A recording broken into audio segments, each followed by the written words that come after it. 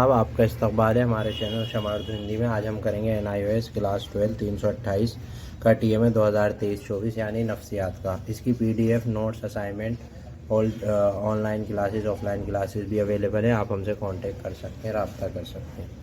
تو نفسیات کا پہلا سوال ہے جس کا A پارٹ ہم نے کرا ہے۔ ان نفسیات میں انسانی برتاؤ کو سمجھنے کے لیے استعمال کی جانے والے مختلف نظریات یا نقطۂ نظر کیا ہیں؟ ان تناظرات کو پڑھنے کے بعد ایک تناظر چنیے جو آپ کو سب سے زیادہ مناسب لگے۔ مناسب ابعاد کے ساتھ اپنی پسند پیش کریں۔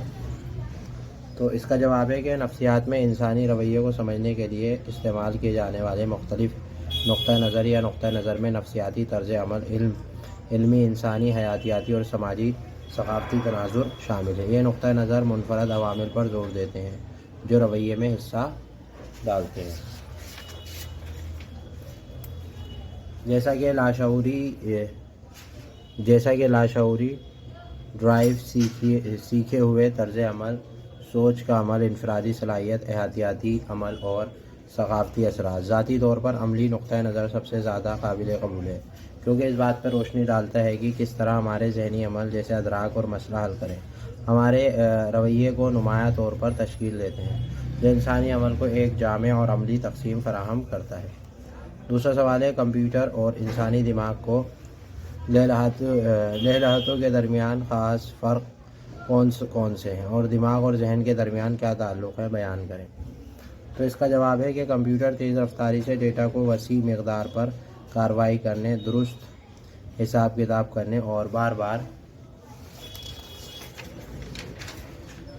ہونے والے کاموں کو درست طریقے سے انجام دیتا ہے، مہارت رکھتا ہے۔ تاہم انسانی دماغ منفرد خصوصیات کا حامل ہے، جیسا کہ تخلیقی صلاحیتوں، جذباتی ذہانت اور تحریری استدلال، جو کمپیوٹر کے لیے چیلنج ہے۔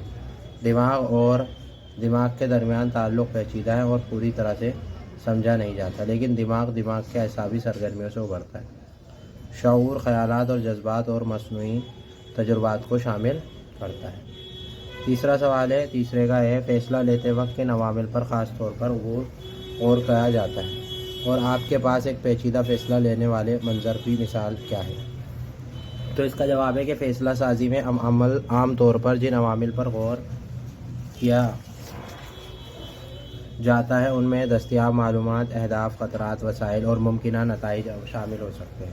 فیصلہ سازی کا ایک پیچیدہ منظر عام میرے پاس ہے جب ملازمت کی دو پیشوں کے درمیان انتخاب کرتے ہیں، ایک زیادہ تنخواہ لیکن طویل سفر اور کم کام کرنے کی زندگی توازن، اور دوسری کم تنخواہ کے ساتھ لیکن کم سفر اور کام کی زندگی کا بہتر توازن۔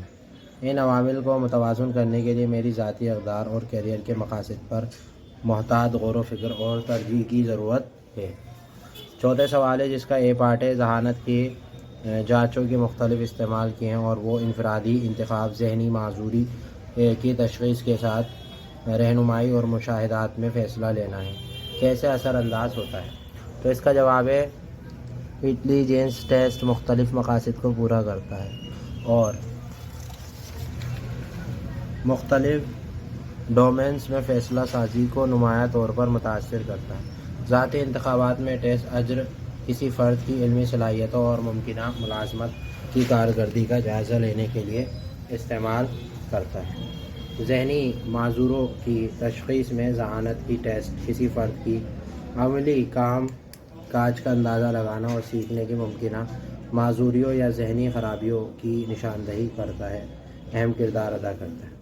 رہنمائی مشاورت میں ذہانت کے ٹیسٹ پیشہ ورانہ افراد کی کسی شخص کی علمی قوتوں اور کمزوریوں کو سمجھنے میں مدد کرتا ہے، کیریئر کا انتخاب اور تعلیمی راستوں کے بارے میں بصیرت پیش کرتا ہے۔ تاہم یہ ضروری ہے کہ ذہانت کے ٹیسٹ کا اخلاقی طور پر غور سے استعمال کیا جائے۔ اس کے بعد ہے پانچواں ہے کہ گروپ تشکیل کے 4 مراحل کیا ہیں اور ہر ایک مرحلے کی اہم خصوصیات کیا ہیں۔ اپنی روزمرہ کی زندگی گروپوں میں ان میں سے کم 2 مراحل کی پہچان کرنے کی کوشش کریں۔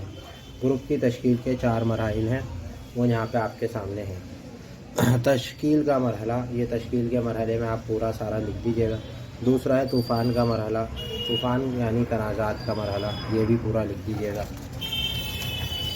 اس کے بعد ہے تیسرا، یہاں سے لکھنے کے بعد نارمنگ اسٹیج، اس کے بعد یہ نارمنگ کا پورا لکھ دیے گا، اور کارکردگی کا مرحلہ، کارکردگی کا مرحلہ، ٹھیک ہے۔ تو یہ سارے ہمارے کیا ہے، مراحل ہیں۔ چھٹا سوال ہے، اور جو ہے چھٹے کا یہ آخری ہے، کچھ عام خود تباہ کرنے والے برتاؤ کیا ہیں؟ کچھ عام خود تباہ کرنے والے برتاؤ کیا ہیں جو صحت کے لیے جوخم بڑھاتے ہیں اور لمبی عمر کو کم کرتے ہیں؟ اس پر لوگوں کے لیے تفصیلی تقریر تیار کریں تاکہ لوگ سمجھ سکیں اور اس سے روزمرہ کی زندگی میں اس کا اطلاق کر سکیں، مطلب بچ سکیں۔ تو اس کا جواب ہے بھائی، خود کو تباہ کرنے والے اور صحت پر برے اثرات ہیں تمباکو نوشی۔ تمباکو نوشی سب سے زیادہ نقصان خود کو تباہ کرنے والی رویوں میں سے ایک ہے، پھیپھڑوں کو کینسر، دل کی بیماری اور دیگر مسائل پیدا کرتے ہیں۔ ضرورت سے زیادہ شراب نوشی، زیادہ شراب نوشی جگہ کی بیماری، قلبی مسائل، دماغی مسائل خطرے کا باعث بنتی ہے۔ بیہودہ طرز زندگی، بیٹھے ہوئے طرز زندگی کی رہنمائی، جس میں خصوصاً لمبے عرصے تک بیٹھنا اور جسمانی سرگرمی کی کمی۔ اس کے بعد ہے غیر صحت بخش کھانے کی عادت، ہے نا، جیسے فریزڈ فوڈ، شوگر اور غیر صحت بخش چکنائی والی غذا کا استعمال، موٹاپا، ڈائبٹیز وغیرہ۔ مادے کا غلط استعمال، غیر قانونی ادویات کا استعمال یا نسخہ دوائیوں کا غلط استعمال جسمانی اور ذہنی صحت پر سنگین نتائج کا باعث بنتا ہے۔ خود کو تباہ کرنے والے رویوں کی بنیاد وجوہات کو سمجھنا، ٹھیک ہے۔ یہ ساری باتیں آپ کو اس میں لکھ دینی ہے۔ اس کے بعد جو ہے اسی کے اندر آگے آ جاتے ہیں، آخری پیج ہے، تباہ کرنے کے طریقے کے طور پر خود کو تباہ کرنے والے رویوں کا سہارا لینے مجبور۔